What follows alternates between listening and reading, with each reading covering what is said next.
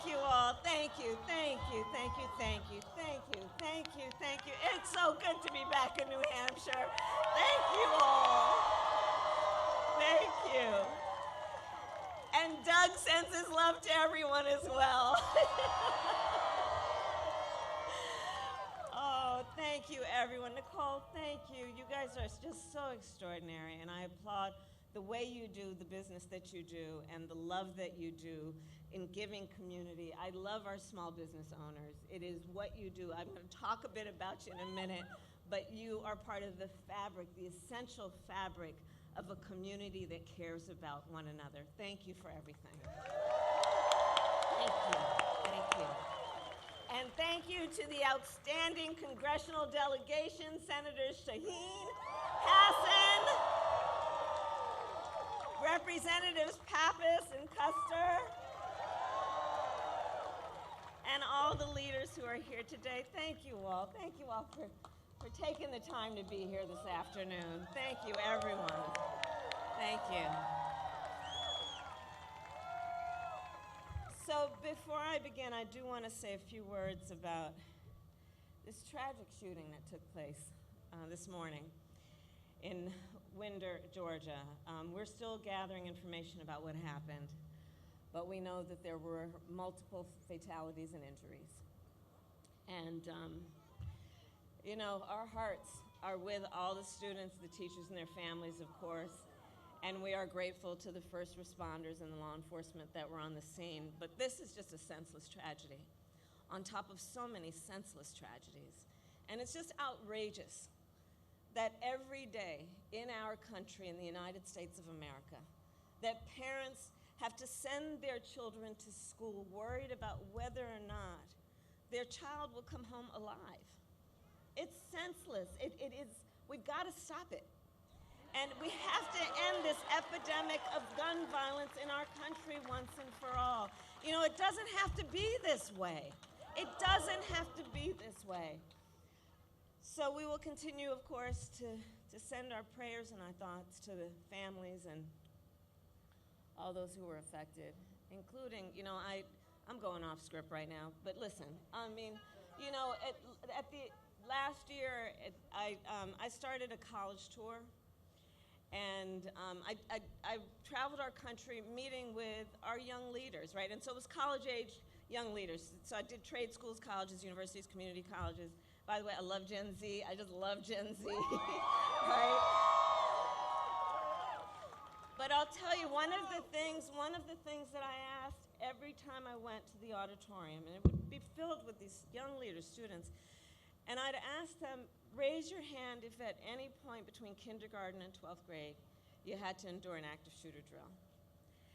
And for the young leaders who are here who are raising their hand, I'm telling you, every time the auditorium was packed and almost every hand went up. You know, a lot of us, I'll speak about myself, you know, we had, well, I grew up in California, earthquake drills, we had fire drills, but our kids are sitting in a classroom where they should be fulfilling their God-given potential, and some part of their big, beautiful brain is concerned about a shooter busting through the door of the classroom. It does not have to be this way. It does not have to be this way. And, you know, this is one of the many issues that's at stake in this election. So New Hampshire, look, we have 62 days to go. 62 days to go. And I'm going to tell you what you already know. This race is going to be tight until the very end. So please, let's not pay too much attention to the polls, because we are running as the underdog. We know what they're capable of on the other side. The only thing we can take for granted is the love that we as Americans have for each other, knowing we have so much more in common than what separates us. And we've got some hard work ahead, but we like hard work. Hard work is good work. Hard work can be joyful work. And so we are up for the task, and with your help, we will win in November. We will win in November. And that, in large part, is because we know what we stand for, and when you know what you stand for, you know what to fight for. We love our country, and we believe in the promise of America. That's so much of what I think brings us all together this afternoon. We believe in the promise of America, and that includes a topic we're going to discuss today, which is what I call an opportunity economy, building an opportunity economy. And my vision of an opportunity economy is one where everyone can compete and have a real chance to succeed, where everyone, regardless of who they are, where they start, can build wealth, including intergenerational wealth, where workers are treated with dignity and everyone has the freedom to join a union if they choose, where we remove barriers to opportunity so anyone who wants to start a business can have access to the tools and the resources they need to do that. I believe, and I said it before to Nicole, I believe America's small businesses are an essential foundation to our entire economy. Think about it. Think about it. Small businesses in our country employ half of all private sector workers. Half of all private sector workers own or run a small business or work for a small business. They do trillions of dollars of business every year. They generate revenue that helps repair our roads and pay our teachers. And you know, for all of those who are or know of small business owners, the thing I love about you is that you're not only leaders in business, you are civic leaders. You are community leaders. You are mentors. You hire locally. You believe in the community, and you're part of the glue of the fabric that holds communities together. You provide the local meeting space. You are the types of folks where you know who your regulars are, and when someone's walking in the door and you can tell they've had a bad day, you know exactly what they need. Isn't that the best of who we are? Isn't that the best of who we are? And I've met so many entrepreneurs across the country who take the incredible leap of faith that is required to start a small business. Folks who put their life savings on the line and work through the weekends and holidays, because they aren't just building a business, they're pursuing a dream. They're building a better future for their employees and for the people they love and their communities. And by extension, they're building a stronger middle class and a stronger America for us all.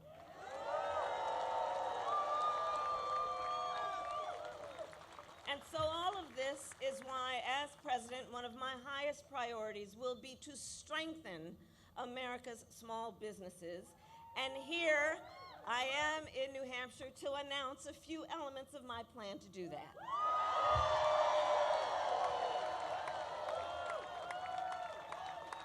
So first, we're going to help more small businesses and innovators get off the ground, okay? Now, I'm setting what some, I'm sure, are going to call a very ambitious goal, but you know what? I think we should admire ambition in each other. So I want to see 25 million new small business applications by the end of my first term. And to help achieve this, we will lower the cost of starting a new business. So here's the thing. On average, it costs about $40,000 to start a new business in America. That is a great financial barrier for a lot of folks, and it can hold entrepreneurs back. And the current tax deduction for a startup is just $5,000, okay? So then you gotta make up the delta there. Gotta figure out how you're gonna do that. Not everyone has access to that kind of wealth and capital. So, part of my plan is we will expand the tax deduction for startups to $50,000.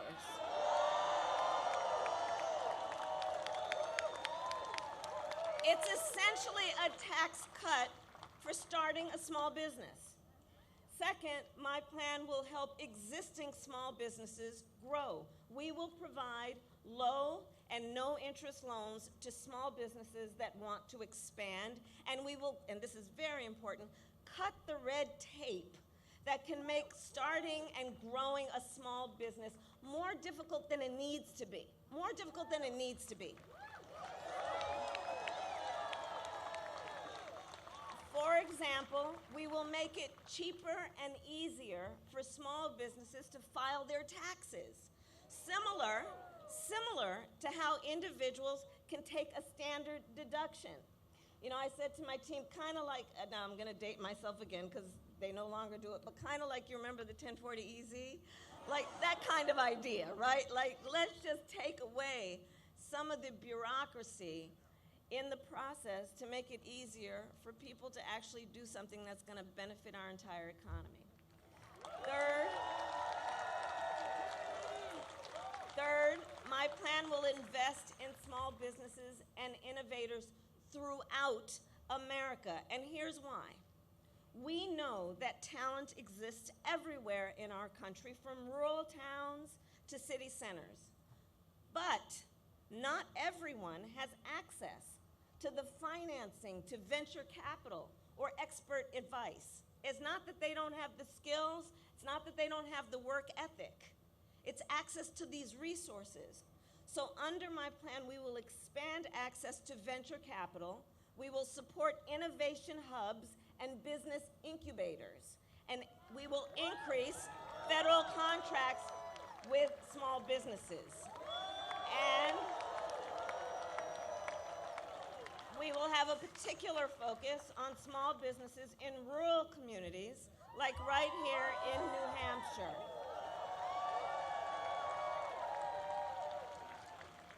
Finally, my plan will make our tax code more fair while also prioritizing investment and innovation. So let us be clear. Billionaires and big corporations must pay their fair share in taxes.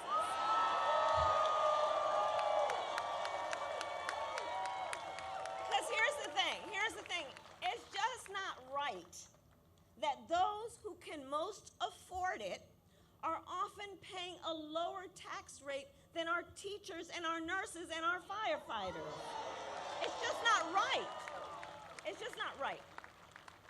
So that's why I support a billionaire minimum tax and corporations paying their fair share.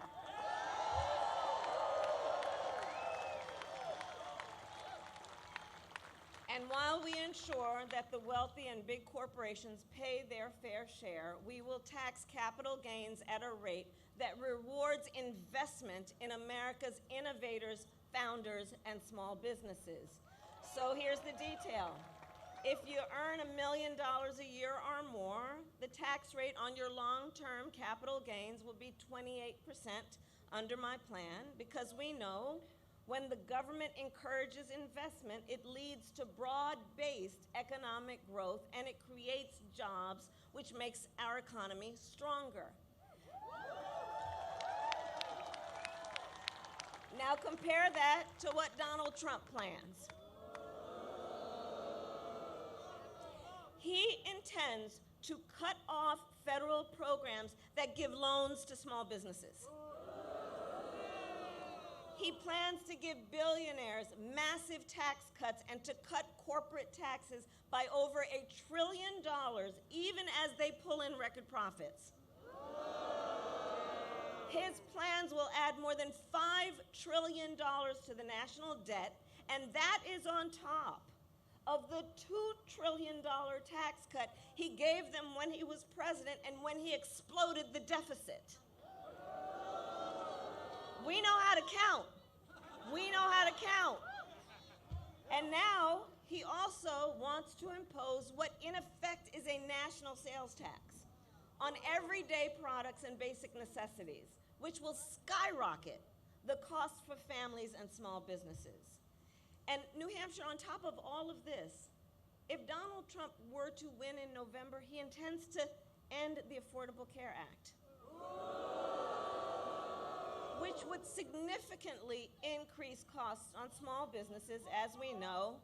And, well, you know what? The courts are going to handle that, and we will handle November. How about that?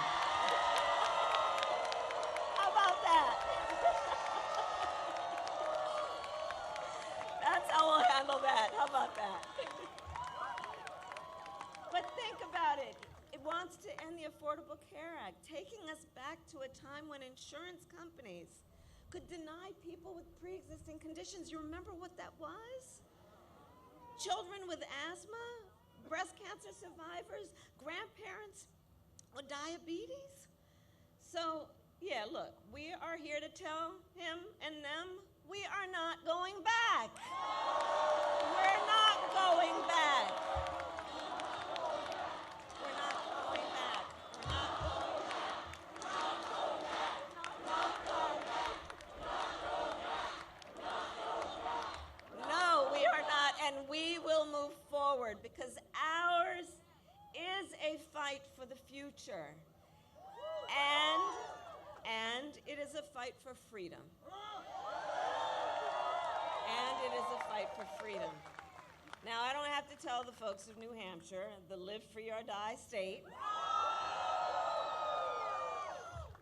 you know the importance of individual freedoms, fundamental freedoms. You know how hard people fought for these freedoms and that they are foundational to who we are and what we stand for as America, including the fundamental freedom of a woman to make decisions about her own body and not have her government telling her what to do.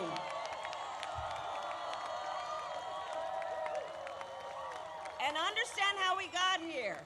Understand how we got here, and of course we're not going to fall for the gaslighting he's pushing, right?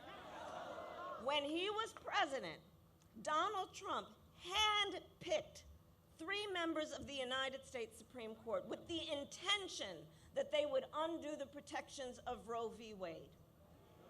And as he intended, they did. And now, in more than 20 states in our nation, there is a Trump abortion ban. Many with no exceptions even for rape and incest, which is immoral, immoral. And let us agree, and I know we do, one does not have to abandon their faith or deeply held beliefs to agree. The government should not be telling her what to do with her body.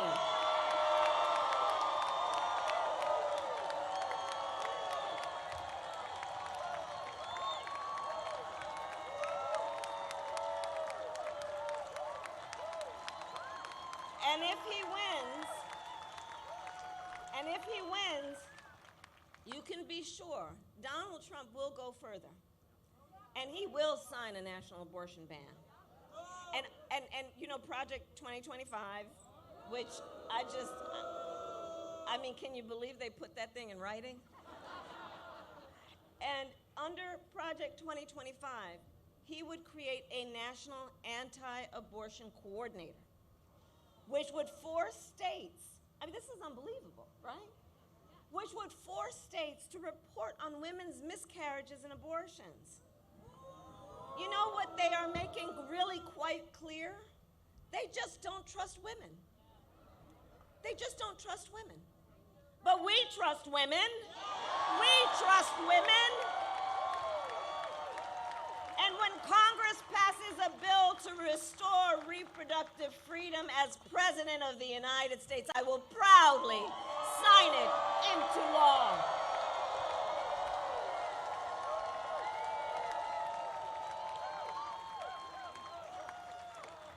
Across our nation,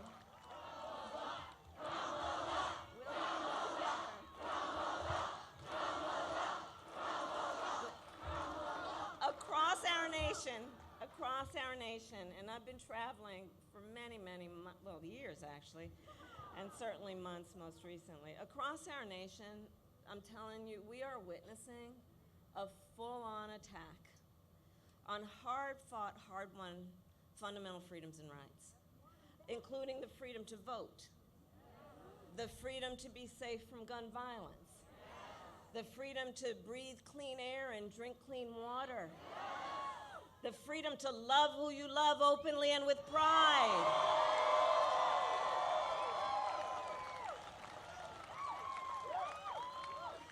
And so here's what I don't have to tell the folks of New Hampshire, because you know it so well as part of your DNA.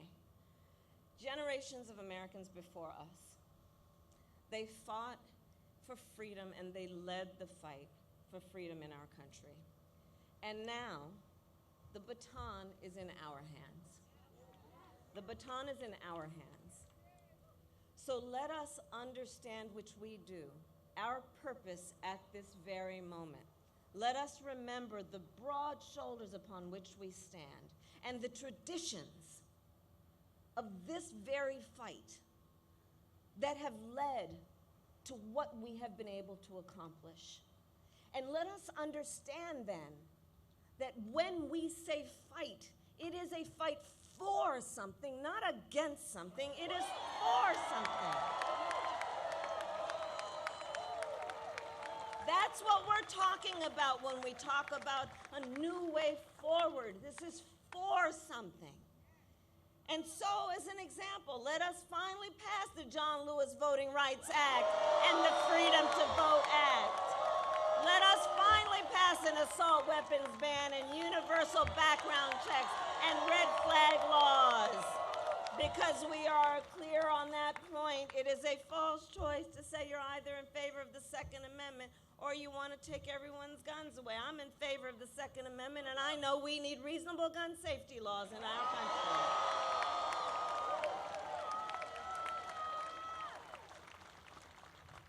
And there's another point that I'd like to stress about this election in '24.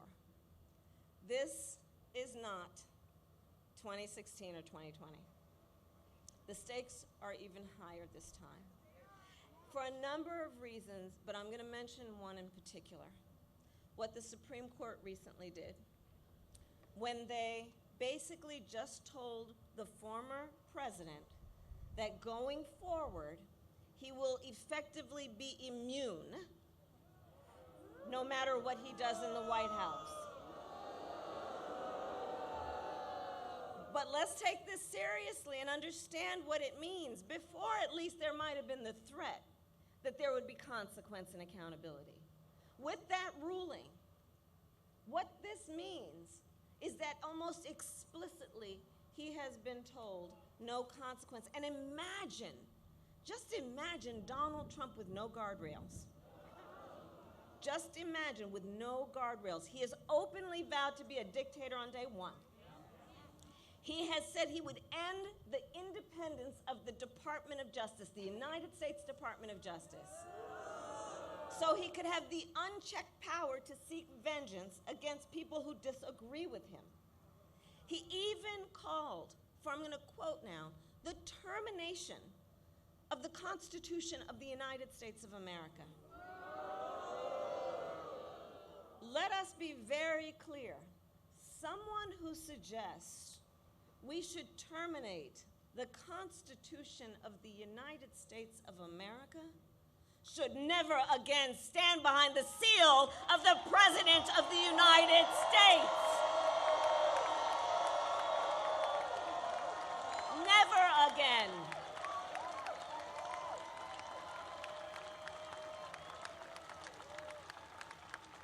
So I'll end where I started. When it comes down to it, we are all here together because we love our country. We love our country. And we know the privilege and pride that comes with being an American. And I do believe it is one of the highest forms of patriotism to fight for the ideals of our country. That is how we realize the promise of America.